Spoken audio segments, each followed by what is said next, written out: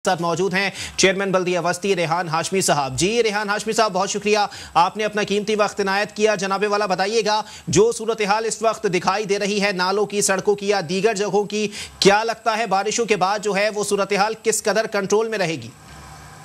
बिस्मिल्लाहिर्रहमानिर्रहीम। देखें, जो सूरत हाल अभी लॉकडाउन के बाद और उसके बाद मसाइल, जो इकोनॉमिक क्राइसिस जो क्रिएट हुआ, जिसमें बल्दिया जिला वस्ती खास तौर पर अपने मुलाजमीन की तनख्वाहें देने तक से महरूम हो गया है और ऑक्ट्राई जिला टैक्स जो कि इस जिले की का हक बनता था, उसको गुज़िश्ता 3-3.5 साल से हम तवातुर से कह रहे हैं कि नए मर्दमशुमारी के मुताबिक इस जिले के जो प्रोविंशियल फाइनेंस कमीशन के जरिए इसका हक बनता है वो उसको दिया जाए, मगर बदकिस्मती से वो नहीं दिया जा रहा। दर्जनों लेटर लिखे गए।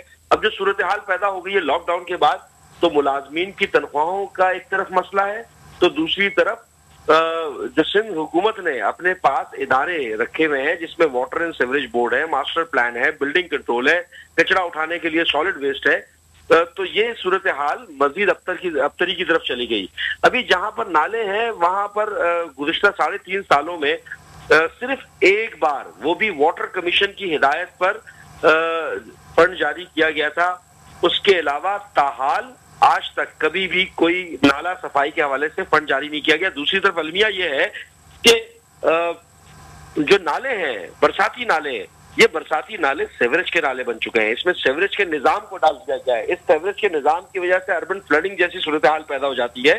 जो बारिश का पानी है, वो बारिश का पानी सेवरेज नुमा जो नाले हैं, जो बरसाती नाले थे, उससे उबल रहा होता है। अब जहां जहां रोड बर्बाद हुई है उसके पीछे अगर आप देखेंगे तो मालूम होगा कि रोड पर पानी की लीकेज या सेवरेज की लीकेज, जिसमें वाटर एंड सीवरेज बोर्ड की करम फरमाई है कि वो सड़कें बर्बाद हो गई। और यहाँ पर बेशुमार ऐसे मुकामात हैं कि जहां पर तवातुर से फ्रेश वाटर, लोगों को पीने का पानी मुयसर नहीं है लेकिन पानी बर्बाद हो रहा है। कुछ जगहों पर कह करके छोड़ दिया। हमने रिकॉर्ड का हिस्सा जरूर बनाया है ताकि बवक्त जरूरत जब पहुंचाना हो जहां पर, और मुझे उम्मीद है कि एक वक्त जरूर आएगा कि जब हम ये गुज़िश्ता कई सालों की जो एक्सरसाइज है, जो रिकॉर्ड पर लेकर आते रहे, वो लेकर अथॉरिटीज के पास पहुंचे हैं। अथॉरिटीज के पास जा चुका है, शायद एक्शन नहीं ले रही अथॉरिटीज, जिनको चाहिए कि अब सिंध हुकूमत के हवाले से और इस नेग्लिजेंस के हवाले से या चाहे कोई भी इन्वॉल्व हो उसमें, उसके हवाले से एक्शन लिया जाए।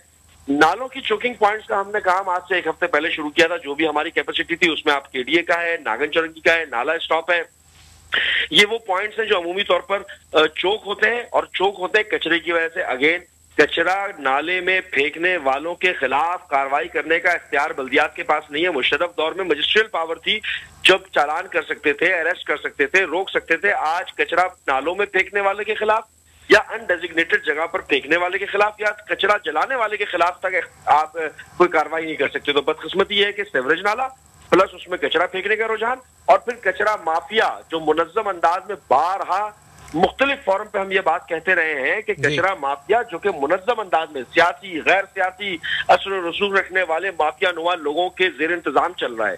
और ये रिकॉर्ड पे बात लेकर आता रहा हूं मैं बारहा। हमने अपने तौर पर कुछ जगहों को क्लियर तो कर दिया है ताकि अर्बन फ्लडिंग जैसी सूरत हाल पैदा ना हो, मगर ये फिर भी काफी नहीं है। इंफ्रास्ट्रक्चर रिहैबिलिटेशन की जरूरत है। आज से 20 साल पहले कराची की आबादी जितनी थी उससे 3 गुना मल्टीप्लाई हो चुकी है। बदकिस्मती से ना तो सेंसस में उसको वाज़ेह किया गया और ना ही उस तनासुब से, उस रेशो से पानी की एलोकेशन हो, जॉब्स की एलोकेशन हो, पानी की निकासी के मामला हो। कचरा जहां पर 400-600 टन जनरेट हुआ करता था, आज वहां पर 2000 टन जनरेट हो रहा है।